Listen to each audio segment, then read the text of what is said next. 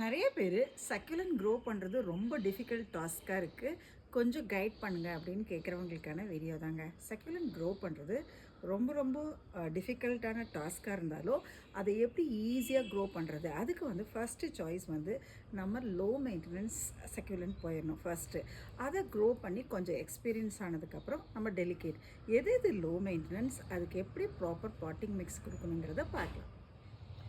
இந்த சக்யூலண்ட்லாம் பார்த்திங்க அப்படின்னா வெரி வெரி லோ மெயின்டெனன்ஸ். இது என்னோடய கார்டனில் டைரக்ட் சன்லைட்டில் தான் இருக்குது. நீங்கள் எவ்வளோ வாட்டர் வேணாலும் கொடுத்துக்கலாம், எவ்வளோ சன்லைட் ஆனாலும் சூப்பராக இது பேர் பண்ணிக்கும். அதனால் நீங்கள் ஃபஸ்ட்டு ட்ரை பண்ணும்போது இந்த மாதிரி சிடம் வெரைட்டிஸ் வந்து ட்ரை பண்ணுங்கள்.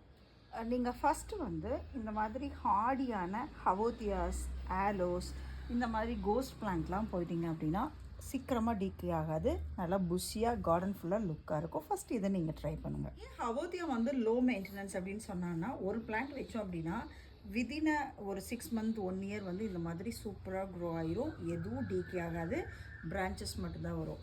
ரொம்ப டிஃபிகல்ட் அப்படின்னு சொன்னால் இந்த மாதிரி எக்கிவேரியஸ் தான் நம்மளுக்கு வந்து டிஃபிகல்ட்டு.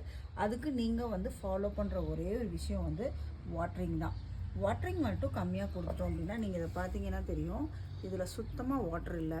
இந்த மாதிரி வாட்டர் கொடுக்காம வீக்லி ஒன்ஸ் லைட்டாக கொடுத்தோம் அப்படின்னா சூப்பராக மாதிரி எக்வேரியாஸ் கலெக்ஷன்ஸு இது தான் வந்து ரொம்ப ஹார்டி. ஆனால் இதிலே பாருங்கள் இவ்வளோ பெருசாக க்ரோ ஆகிருக்கு அப்படின்னா வாட்டரும் பாட்டிங் மிக்ஸும் ப்ராப்பராக கொடுத்தா உங்கள் கார்டன்லேயும் இந்த மாதிரி பியூட்டிஃபுல்லாக சக்யூலண்ட் க்ரோ பண்ண முடியும்.